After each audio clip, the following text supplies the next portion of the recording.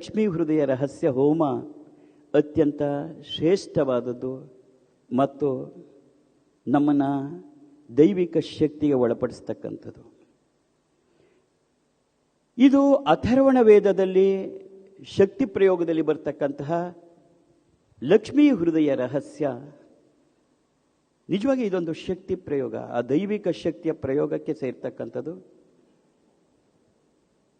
ಇವತ್ತಿನ ವಿಶೇಷ ಏನು, ನನಗೆ ಇಷ್ಟು ಹೋಮಗಳಿಗಿಂತ ಇವತ್ತು ನಡೀತಕ್ಕಂಥ ಈ ಯಜ್ಞ ಬಹಳ ಮುಖ್ಯವಾದದ್ದು. ಕಾರಣ ಇದು ಕೇವಲ ನಮ್ಮ ಒಳಿತಿಗಾಗಿ ಮಾಡ್ತಾ ಇರೋ ಯಜ್ಞ ಅಲ್ಲ. ನಾವು ಭಾರತೀಯರು ದೈವವನ್ನು ನಂಬಿ ಬದುಕಿದವರು. ನಮ್ಮ ಶಕ್ತಿಯೇ ದೈವಿಕ ಶಕ್ತಿ. ಬೇರೆ ಎಲ್ಲ ಪ್ರಬಲವಾದ ಶಕ್ತಿಗಳನ್ನು ಮೀರಿರ್ತಕ್ಕಂಥ ದೈವಿಕ ಶಕ್ತಿಯನ್ನು ನಂಬಿ ಬದುಕಿರೋರು, ಬದುಕ್ತಾ ಇರೋರು, ಬದುಕೋರು ನಾವು ಭಾರತೀಯರು. ಈಗ ಆ ದೈವಿಕ ಶಕ್ತಿ ಪರೀಕ್ಷೆಗೆ ಒಳಗಾಡುವಂತಹ ಸನ್ನಿವೇಶ ಇಡೀ ವಿಶ್ವದಲ್ಲಿ ನಿರ್ಮಾಣ ಆಗ್ತಾ ಇದೆ. ಮಗು, ನಿನಗೆ ಗೊತ್ತಿಲ್ಲ, ನೀನು ಕೆಲವು ವಿಚಾರ ನಿನ್ನ ತಲೆವರೆಗೆ ಬಂದೇ ಇಲ್ಲ. ಪ್ರಪಂಚ ಏನಾಗ್ತಿದೆ ಅಂತ ನಿನಗೆ ಗೊತ್ತಿಲ್ಲ. ಇವತ್ತು ಯುದ್ಧ ನಡೀತಾ ಇದೆ. ಭಾರತ ಮತ್ತು ವಿಶೇಷವಾಗಿ ಅಮೆರಿಕ ನಡುವಣ ಯುದ್ಧ ಶುರುವಾಗಿದೆ. ಈ ಯುದ್ಧ ಬಾಂಬ್ಗಳನ್ನು ಸಿಡಿಸೋದು, ಮಿಸೈಲ್ ಹಾಕೋದು, ರಾಕೆಟ್ ಬಿಡುವ ಯುದ್ಧ ಅಲ್ಲ. ಇದನ್ನ ಟ್ರೇಡ್ ವಾರ್ ಅಂತ ಕರೀತಾರೆ. ಇದು ಆರ್ಥಿಕವಾದಂತಹ ಯುದ್ಧ. ಒಂದು ದೇಶವನ್ನ ಹಣಕಾಸು ಸ್ಥಿತಿಯನ್ನು ಕುಗ್ಗಿಸ್ಬಿಟ್ರೆ ಆ ದೇಶ ಮಂಡಿ ಊರಿ ಕೂರುತ್ತೆ ಎನ್ನುವ ಒಂದು ಉದ್ದೇಶದಿಂದ ನಮ್ಮ ದೇಶವನ್ನ ಆರ್ಥಿಕ ಹಣಕಾಸಿನ ಸ್ಥಿತಿಯಲ್ಲಿ ಕುಗ್ಗಿ ಕೆಳಕಾಕುವ ಪ್ರಯತ್ನ ಬಹಳ ಘೋರವಾಗಿ ನಡೀತಾ ಇದೆ.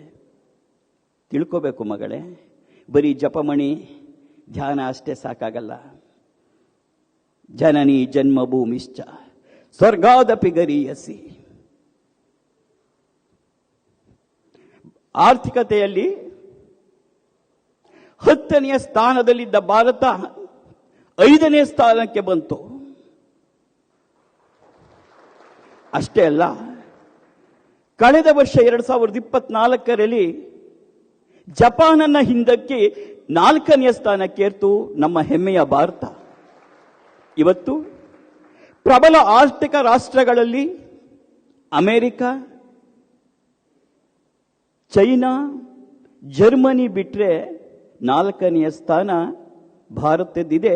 ಸದ್ಯದಲ್ಲೇ ಭಾರತ ಜರ್ಮನಿಯನ್ನು ಹಿಂದಾಕಿ 3ನೇ ಸ್ಥಾನಕ್ಕೆ ಹೋಗುವ ಎಲ್ಲ ಲಕ್ಷಣಗಳು ಕಾಣಿಸ್ತಾ ಇದೆ. ನೀನು ಚಪ್ಪಾಳೆ ಹೊಡಿತಾ ಇದ್ದೀ, ಈ ಸ್ಥಾನಕ್ಕೆ ಬಿಡಬಾರದು ಅಂತ ಹೇಳಿ ನಮ್ಮನ್ನು ಕಟ್ಟಿ ಹಾಕುವ ಎಲ್ಲ ಪ್ರಯತ್ನಗಳು ಕೂಡ ನಡೀತಾ ಇದೆ. ಆರ್ಥಿಕವಾಗಿ ನಮ್ಮ ದೇಶವನ್ನು ದುರ್ಬಲಗೊಳಿಸಬೇಕು. ಜಗತ್ತಿನ ಎದುರುಗಡೆ ತಲೆ ಎತ್ತಿ ನಿಲ್ಲಕ್ಕೆ ಭಾರತ ಸಿದ್ಧವಾಗಿದೆ. ಇದನ್ನು ತಲೆ ತಗ್ಗಿಸಿ ಮಂಡಿಯೂರಿ ಕುಳುವಂತೆ ಮಾಡಬೇಕು ಅಂತ ಹೇಳಿ ಪ್ರಯತ್ನಗಳು ನಡೀತಾ ಇದೆ.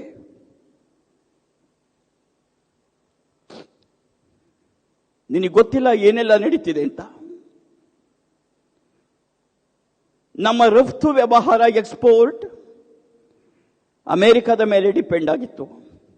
ನಮ್ಮ ದೇಶದ ಆರ್ಥಿಕ ಅಭಿವೃದ್ಧಿಯಲ್ಲಿ ಈ ರಫ್ತು 20% ಅಮೆರಿಕದಲ್ಲಿ ನಡೀತಿತ್ತು. ನಮ್ಮ ದೇಶದ ಉತ್ಪನ್ನಗಳು ಅಮೆರಿಕಕ್ಕೆ ಹೋಗಿ ಮಾರ್ಪಾಡಾಗ್ತಿತ್ತು. ಇದನ್ನು ತಡೆಯಬೇಕು ಅಂತ ಹೇಳಿ ಈ ವರ್ಷ ಅದಕ್ಕೆ 50% ಟಾರಿಫ್ ಟ್ಯಾಕ್ಸ್ ಅನ್ನು ಹಾಕಿದ್ರು. ಅಂದ್ರೆ ನಮ್ಮದು ಯಾವ ದೇಶದ್ದು ಸಂಪತ್ತು ಅಥವಾ ನಾವು ಉತ್ಪಾದನೆ ಮಾಡೋ ಉತ್ಪನ್ನಗಳು ಅಮೆರಿಕ ತಲುಪಬಾರದು, ಹಾಗಾಗಿ ಭಾರತವನ್ನು ಹಿಮ್ಮೆಟ್ಟಿಸಬೇಕು ಅಂತ ಹೇಳಿ. ಇದರಿಂದ ಆಗುವ ನಷ್ಟ ಎತ್ತು ಗೊತ್ತಾ ಮಗಳೇ? 77,322 ಕೋಟಿ ಒಂದು ವರ್ಷಕ್ಕೆ ನಾವು ವ್ಯವಹಾರವನ್ನು ಕಳ್ಕೊತಾ ಇದ್ದೀವಿ. ಅಷ್ಟೇ ಸಾಲದು. ನಮ್ಮ ದೇಶದ ಕೀರ್ತಿ ಎಷ್ಟಿದೆ ಅಂದ್ರೆ, ನಾನು ಅಮೆರಿಕಕ್ಕೆ ಹೋದಾಗ ಬರೀ ಜಪಮಣಿ ಎಣಿಸ್ತಕ್ಕಂತ ಬರಿತಾ ಕೂತ್ಕೊಳ್ಳಿಲ್ಲ ಮಗಳೇ. ಎಲ್ಲ ಆಫೀಸ್ಗಳಿಗೂ ಹೋಗಿ ಬಂದೆ. Google, meta, apple, white house ಎಲ್ಲ ಕಡೆ ಸುತ್ತಾಡಿ ಬಂದೆ. ನಮ್ಮನ್ನು ತುಳಿಯಬೇಕು ಅಂತ ಹೇಳಿ ನಮ್ಮ ಭಾರತೀಯ ಮಕ್ಕಳು ಅಲ್ಲಿ ಕೆಲಸ ಹುಡುಕೋಕೆ ಹೋಗ್ತಾ ಇದ್ದಿದ್ದು H1B ವೀಸಾದಲ್ಲಿ. ಇತ್ತೀಚೆಗೆ ಏನ್ ಮಾಡಿದ್ರು, ನಿನಗೆ H1B ವೀಸಾ ಬೇಕಾದ್ರೆ $1,00,000 ಅಂದ್ರೆ ನೀನು 90 ಲಕ್ಷ ಫೀಸ್ ಕಟ್ಬಿಟ್ಟು ಹೋಗ್ಬೇಕು ಅಂತ ಹೇಳಿದೆ. 90 ಲಕ್ಷ ಕಟ್ಟಿ ನಮ್ಮ ಮಕ್ಕಳು ಅಲ್ಲಿಗೆ ಹೋಗೋಕೆ ಸಾಧ್ಯವಾ? ನನ್ನನ್ನು ತಡೆಯುವ ಪ್ರಯತ್ನ, ಮಹಾಪ್ರಯತ್ನ. ಯಾಕೆ? ಇವತ್ತು ಪ್ರಮುಖವಾದಂತಹ ಗೂಗಲ್, ಮೆಟಾ, ಆಪಲ್ ಸಂಸ್ಥೆಗಳ ಮುಖ್ಯಸ್ಥರು ನಮ್ಮ ಭಾರತೀಯ ಮೂಲದವರು. ಇದನ್ನು ಅವರು ತಡ್ಕೊಳಕ್ಕಾಗ್ತಿಲ್ಲ. ಇಷ್ಟೇ ಸಾಲದು ಅಂತ ಅನೇಕ ವಿಚಾರಗಳಿದೆ. ಕೆಲವನ್ನೆಲ್ಲ ಬಾಯ್ಬಿಟ್ಟು ಹೇಳಕ್ಕಾಗಲ್ಲ, ಹೇಳಬಾರ್ದು. ಯಾಕೆಂದ್ರೆ ಇದು ಎರಡು ದೇಶಗಳ ನಡುವಿನ ವಿಚಾರಗಳು. ಅಮೆರಿಕದ ಸೆನೆಟ್ನಲ್ಲಿ ಹೈರ್ ಆಕ್ಟ್ ಅನ್ನೋದನ್ನ ಇಂಟ್ರೊಡ್ಯೂಸ್ ಮಾಡಿದ್ದಾರೆ. ಆ ಹೈರ್ ಆಕ್ಟ್ ಏನಾರುವೆ ಡಿಸೆಂಬರ್ ಒಳಗೆ ಅದನ್ನ ಕಾಂಗ್ರೆಸ್, ಅಮೆರಿಕದ ಸಂಸತ್ತು ಅದನ್ನ ಕಾಂಗ್ರೆಸ್ ಒಪ್ಪಬೇಕು ಅಂತ ಹೇಳಿ ಪ್ರೆಷರ್ ಮಾಡ್ತಾ ಇದ್ದಾರೆ. ಒಂದು ವೇಳೆ ಆ ಹೈರ್ ಆಕ್ಟ್ ಏನಾದ್ರು ಪಾಸ್ ಆಗ್ಬಿಟ್ರೆ ಲಕ್ಷಾಂತರ ಜನ, ನಮ್ಮ ಎಲ್ಲಿ ಲಕ್ಷಾಂತರ ಸಂಬಳ ತಗೋತಿದ್ದಾರೆ ಅವರೆಲ್ಲ ವಾಪಸ್ ಮನೆಗೆ ಬರಬೇಕಾಗತ್ತೆ. ಯಾಕೆ ಅಂತ ಹೇಳಿದ್ರೆ ಆ ಹೈರ್ ಆಕ್ಟ್ ನ ಮುಖ್ಯವಾದ ಭಾಗ ಅದು ಹೇಳುವುದೇನು ಅಂದ್ರೆ, ಅಮೆರಿಕ ಹೊರತಾಗಿ ಯಾವುದೇ ದೇಶದಿಂದ ನೀನು ಜನರನ್ನ ಕೆಲಸಕ್ಕೆ ತಗೊಂಡ್ರೆ ಅದ್ರ ಮೇಲೆ 25% ಟ್ಯಾಕ್ಸ್ ಕಟ್ಟಬೇಕು ಅಂತ ಹೇಳತ್ತೆ. ಅಂದ್ರೆ ನಿನಗೆ 10 ಲಕ್ಷ ಸಂಬಳ ಕೊಟ್ರೆ 2.5 ಲಕ್ಷ ಗೌರ್ಮೆಂಟ್ಗೆ ಹೋಗ್ಬೇಕಾಗತ್ತೆ. ಯಾವ ಸಂಸ್ಥೆ ಇದನ್ನ ತಡ್ಕೊಳಕ್ಕಾಗತ್ತೆ? ಇನ್ಫೋಸಿಸ್, TCS ಮುಂತಾದ ದೊಡ್ಡ ದೊಡ್ಡ ಸಂಸ್ಥೆಗಳ ಸುಮಾರು 63% ವ್ಯವಹಾರ ಈ ತರದ ಭಾರತೀಯರಿಂದ ನಡೀತಿದೆ. ಯಾವಾಗ ಏನಾದ್ರೂ ಈ ಹೈರ್ ಆಕ್ಟ್ ಪಾಸ್ ಆಗ್ಬಿಟ್ರೆ 63% ಆಫ್ ದಿ IT ಸೆಕ್ಷನ್ ಮನೆಗೆ ವಾಪಸ್ ಬರಬೇಕಾದ ಸಂದರ್ಭ ಇದೆ. ಮಗಳೇ, ನಮ್ಮ ದೇಶವನ್ನ ಏನಾದ್ರೂ ಮಾಡಿ ಕಟ್ಟಿ ಹಾಕಬೇಕು ಅನ್ನುವ ಪ್ರಯತ್ನದಲ್ಲಿ ನಿರಂತರವಾಗಿ ಇದು ನಡೀತಿದೆ. ಇಲ್ಲ ಸಲ್ಲದ ಕಾರಣವನ್ನು ಕೊಟ್ಟು ನಡೀತಾ ಇದೆ. ನಮ್ಮ ದೇಶ ರಷ್ಯಾದಿಂದ ಪೆಟ್ರೋಲಿಯಂ ಪ್ರಾಡಕ್ಟ್ಸ್ ನ ತಗೋತಾ ಇದೆ ಎನ್ನುವ ಒಂದು ನೆವವನ್ನಿಟ್ಟುಕೊಂಡು ಇಲ್ಲ ಸಲ್ಲದ ಆರ್ಥಿಕ ಕಿರುಕುಳ ಕೊಡುವ ಪ್ರಯತ್ನ ನಡೀತಾ ಇದೆ. ಇದು ನಿನಗೆ ಗೊತ್ತಿದೆಯಾ ಮಗಳೇ? ಆದ್ರೆ ಭಾರತೀಯರು ಎದೆತಟ್ಟಿ ಹೇಳಿದ್ರು, ನಮ್ಮ ದೇಶ ನಮಗೆ ಮುಖ್ಯ. ಯಾವ ದೇಶದ ಮುಖ್ಯ? ಹೊರ ಜೊತೆ ವ್ಯವಹಾರ ಮಾಡಬೇಕು ಅನ್ನೋದನ್ನ ನಾವು ನೋಡ್ಕೋತೀವಿ ಅಂತ ಹೇಳಿ ಭಾರತ ಅದಕ್ಕೆ ಸಿದ್ಧವಾಗಿ ನಿಂತಿದೆ. ಮಗಳೇ, ಏನಾದರೂ ಮಾಡಿ ಭಾರತವನ್ನ ಮಂಡಿಯೂರಿಸಿ ತಲೆ ತಗ್ಗಿಸಬೇಕೆಂದು ಮಾಡುವ ಪ್ರಯತ್ನ ಸತತವಾಗಿ ನಡೀತಾ ಇದೆ. ಆದರೆ ನಾವು ದುರ್ಗೆಯನ್ನ ನಂಬಿ ಬದುಕುದವರು, ದುರ್ಗತಿ ನಾಶಿನಿ ಮಹಾಲಕ್ಷ್ಮಿಯನ್ನ ನಂಬಿ ಬದುಕುತ್ತವರು. ನಾವು ಯಾರಿಗೂ ತಲೆ ಬಾಗುವುದಿಲ್ಲ. ಪ್ರಾಣವನ್ನಾದರೂ ಕೊಡ್ತೀವಿ, ನನ್ನ ರಕ್ತವನ್ನಾದರೂ ಹರಿಸ್ತೀವಿ, ಆದರೆ ಎಂದಿಗೂ ನಾವು ಶರಣಾಗತರಾಗಲ್ಲ ಅನ್ನೋದು ಈ ಭಾರತೀಯ ದೈವಿಕ ಶಕ್ತಿಯ ನಂಬಿಕೆ. ಅದಕ್ಕಾಗಿ ಇವತ್ತು ಈ ಯಜ್ಞ, ಮಹಾಯಜ್ಞ, ಲಕ್ಷ್ಮೀ ಹೃದಯ ರಹಸ್ಯ ಯಜ್ಞ. ಏಳು ಲಕ್ಷ್ಮಿ, ಏಳು, ನಿನ್ನ ತಾಂಡವ ನೃತ್ಯವನ್ನು ಶುರು ಮಾಡು. ಹೇ ದುರ್ಗೆ, ದುರ್ಗತಿ ನಾಶಿನಿ, ಬಾ, ಈ ಆಪತ್ಕಾಲದಲ್ಲಿ ಬಾ ಅಂತ ಹೇಳಿ ವಿಜೃಂಭಿಸುವಂತಹ ವಿಶಿಷ್ಟ ಸನ್ನಿವೇಶದಲ್ಲಿ ಈ ಯಜ್ಞ. ದೈವಿಕ ಶಕ್ತಿಯನ್ನ ಹೇಗೆ ನಾವು ನಮ್ಮ ಜೀವನದಲ್ಲಿ ಎಂತೆಂತಹ ಕಷ್ಟ ಭವಣೆಗಳಿಂದ ಆ ದೈವಿಕ ಶಕ್ತಿ ನಮ್ಮನ್ನ ಕಾಪಾಡಿದೆ. ಅಂತಹ ದೈವಿಕ ಶಕ್ತಿ ನಾನು ಇರ್ತಕ್ಕಂತಹ ಈ ನೆಲ, ಈ ಜಲ, ಈ ಭೂಮಿ, ಈ ನನ್ನ ಹೆಮ್ಮೆಯ ಭಾರತ, ಭವ್ಯ ಭಾರತ.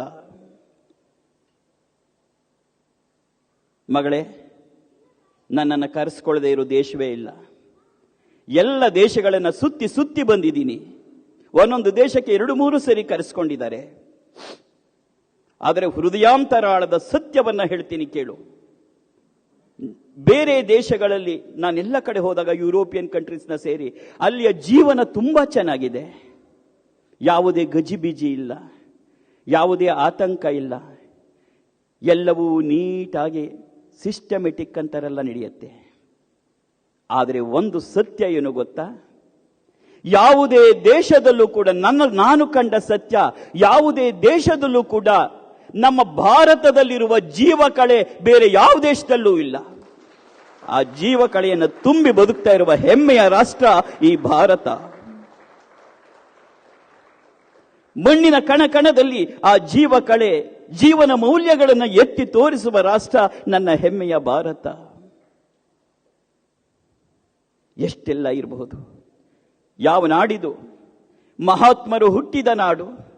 ಲಕ್ಷಾಂತರ ಕೋಟ್ಯಾಂತರ ಮಹಾತ್ಮರು, ಮಹಾಮಹಿಮರು ಬರಿಕಾಲಲ್ಲಿ ನಡೆದು ಈ ಪವಿತ್ರ ಭಾರತ ಭೂಮಿಯನ್ನ ಪವಿತ್ರಗೊಳಿಸಿದ ಅಪ್ರತಿಮ ಪವಿತ್ರ ನಾಡು ಈ ನಮ್ಮ ಹೆಮ್ಮೆಯ ಭಾರತ.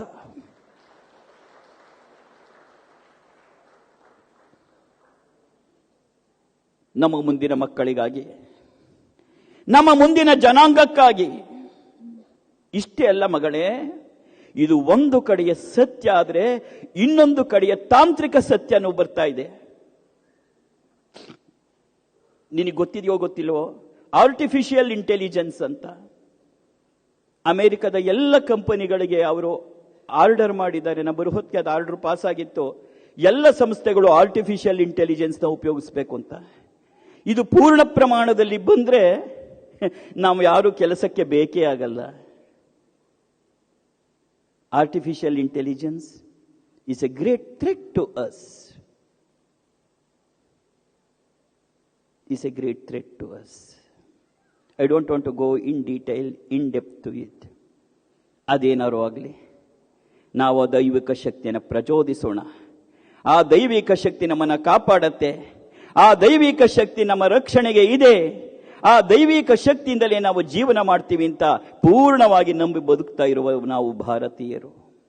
ಅದಕ್ಕೆ ಇಡೀ ವಿಶ್ವವೇ ಈಶಾವಾಸ್ಯಮಿದಂ ಸರ್ವಂ ಯತ್ಕಿಂಚ ಜಗತ್ಯಾಂ ಜಗತ್ ಅಂತ ಇಡೀ ವಿಶ್ವಕ್ಕೆ ಭಾರತದ ಪ್ರಖ್ಯಾತ ಆಧ್ಯಾತ್ಮಿಕತೆಯನ್ನ ಸಾರಿ ಸಾರಿ ಹೇಳಿ ಬಂದಂತಹ ವಿವೇಕಾನಂದರು ಮೊದಲನೆಯ ಸರಿ ಅಮೆರಿಕಾದಿಂದ ವಾಪಸ್ ಬಂದಾಗ ಮಾಡಿದ ಕೆಲಸ ಏನು ಗೊತ್ತಾ?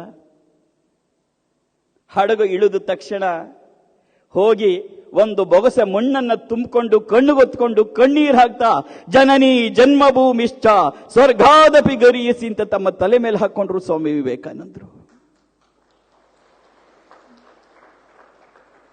ನಾವು ದುರ್ಗೆಯನ್ನು ನಂಬಿ ಬರ್ಕೊಳ್ಳೋರು. ದುರ್ಗೆ ಕೇವಲ ಒಂದು ನಾಮರೂಪಗಳಲ್ಲ, ಅದೊಂದು ಶಕ್ತಿ. ಸರ್ವಸ್ವರೂಪೆ ಸರ್ವೇಶೆ ಸರ್ವಶಕ್ತಿ ಸಮನ್ವಿತೆ ಭಯೇಭ್ಯಸ್ತ್ರಾಹಿನೋ ದೇವಿ ದುರ್ಗೆ ದೇವಿ ನಮೋಸ್ತುತೆ ಅಂತ ದುರ್ಗೆಯನ್ನು ನಂಬಿ ಬದುಕ್ತಾ ಇರೋರು ನಾವು. ಈ ಒಂದು ದೈವಿಕ ಶಕ್ತಿಯ ಅಗರ ಆಗಬೇಕು. ಈ ದೈವಿಕ ಶಕ್ತಿ ಪುನರುತ್ಥಾನ ಆಗಬೇಕು. ಈ ದೈವಿಕ ಶಕ್ತಿ ವಿಶ್ವದಲ್ಲಿ ಹರಡಬೇಕು. ಭಾರತ ಎಂತ ದೈವಿಕ ಶಕ್ತಿಯ ನಾಡು ಅನ್ನೋದು ಗೊತ್ತಾಗಬೇಕು ಅನ್ನುವ ಏಕೈಕ ಉದ್ದೇಶದಿಂದಲೇ ಈ ದುರ್ಗಾ ಸಂಸ್ಥಾನ ಸ್ಥಾಪನೆ ಆಗ್ತಿರೋದು. ದುರ್ಗಾ ಸಂಸ್ಥಾನ ಕೇವಲ ಒಂದು ದೇವಸ್ಥಾನ ಅಲ್ಲ, ಅದು ಆಧ್ಯಾತ್ಮಿಕ ಶಕ್ತಿಯ ದೈವಿಕ ಶಕ್ತಿಯನ್ನು ಬೆಳೆಸುವಂತಹ ಕೇಂದ್ರ ಆಗತ್ತೆ. ಆಗಬೇಕು, ಆಗತ್ತೆ, ಆಗೇ ಆಗತ್ತೆ. ಹಾಗಾಗಿ ಆಸ್ಟ್ರೇಲಿಯಾಕ್ಕೆ ಹೊರಡಕ್ಕೆ ಮುಂಚೆ ಈ ಒಂದು ಯಜ್ಞದ ಮೂಲಕ ಆ ದೈವಿಕ ಶಕ್ತಿಯನ್ನು ಜಾಗೃತಗೊಳಿಸಬೇಕು ಅನ್ನುವ ಏಕೈಕ ಉದ್ದೇಶದಿಂದ ಇವತ್ತು ಆರಿಸಿ ಆರಿಸಿ ಈ ದೀಪಾವಳಿಯ ಅಮಾವಾಸ್ಯ ದಿನ ಆ ದೈವಿಕ ಶಕ್ತಿಯನ್ನು ಜಾಗೃತ ಮಾಡಬೇಕು ಅನ್ನುವ ಏಕೈಕ ಉದ್ದೇಶದಿಂದ ಇವತ್ತು ಇಲ್ಲಿ ಲಕ್ಷ್ಮೀ ಹೃದಯ ರಹಸ್ಯ ಯಜ್ಞ ನಡೀತಾ ಇರೋದು. ಇದು ಬರೀ ಯಜ್ಞ ಅಲ್ಲ, ಇದು ದೈವಿಕ ಶಕ್ತಿಯ ಪ್ರಯೋಗ. ದೈವಿಕ ಶಕ್ತಿಯ ಪ್ರಯೋಗ, ದೈವಿಕ ಶಕ್ತಿಯ ಪ್ರಯೋಗ ಇವತ್ತಿನ ಈ ಲಕ್ಷ್ಮೀ ಹೃದಯ ರಹಸ್ಯ ಯಜ್ಞ. ಮಗು, ಇದರಲ್ಲಿ ಭಾಗಿಯಾಗಿರುವ ನಿನಗೆ ನನ್ನ ಪೂರ್ಣ ನಮಸ್ಕಾರಗಳು. ಭಾರತೀಯರಾಗಿ ಹುಟ್ಟಿ ನನ್ನ ದೇಶಕ್ಕಾಗಿ ನಾನು ಗಡಿಗಳಲ್ಲಿ ನಿಂತು ದೇಶ ರಕ್ಷಣೆ ಮಾಡುವ ಸೈನಿಕರಾಗಕ್ಕೆ ಸಾಧ್ಯ ಇಲ್ಲ.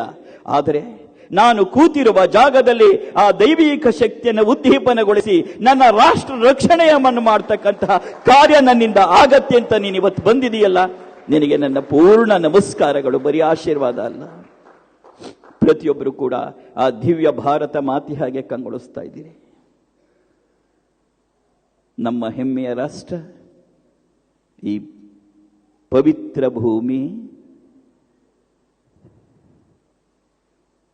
ಮಗು, ಎದ್ದು ನಿಂತ್ಕೋ.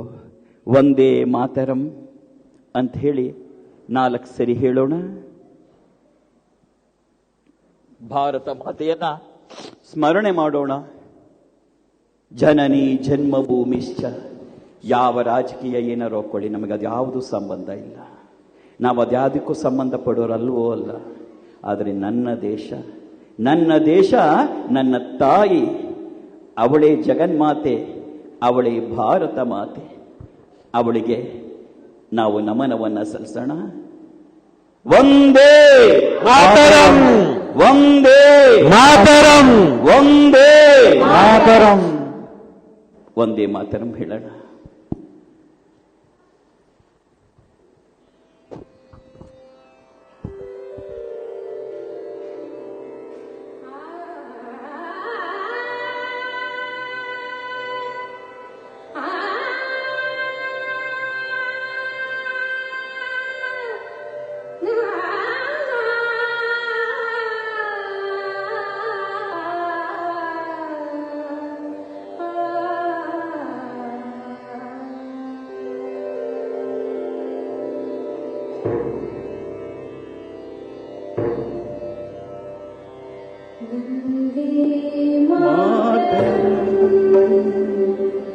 ವಂದೇ ಮಾತರಂ,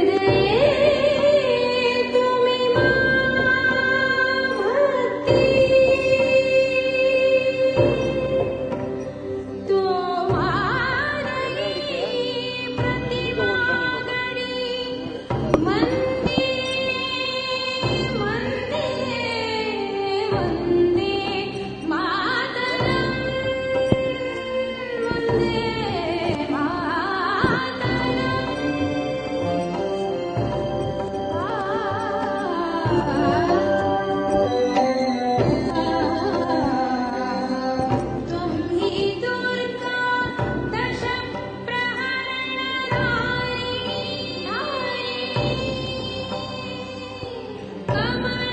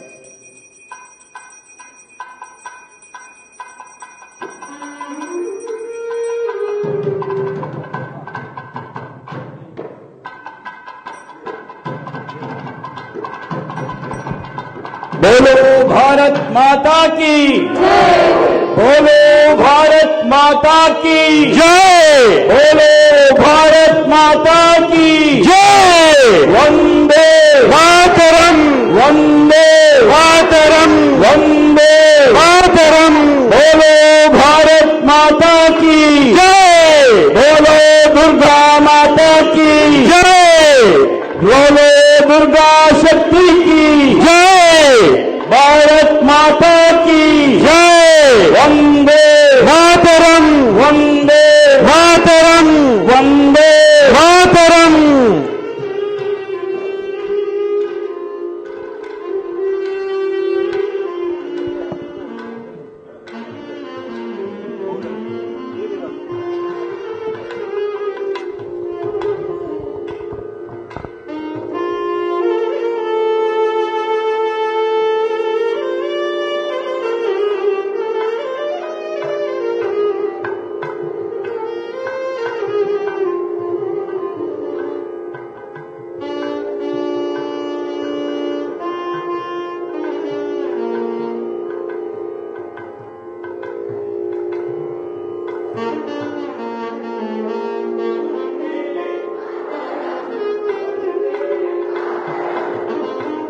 मातरम जय जय जय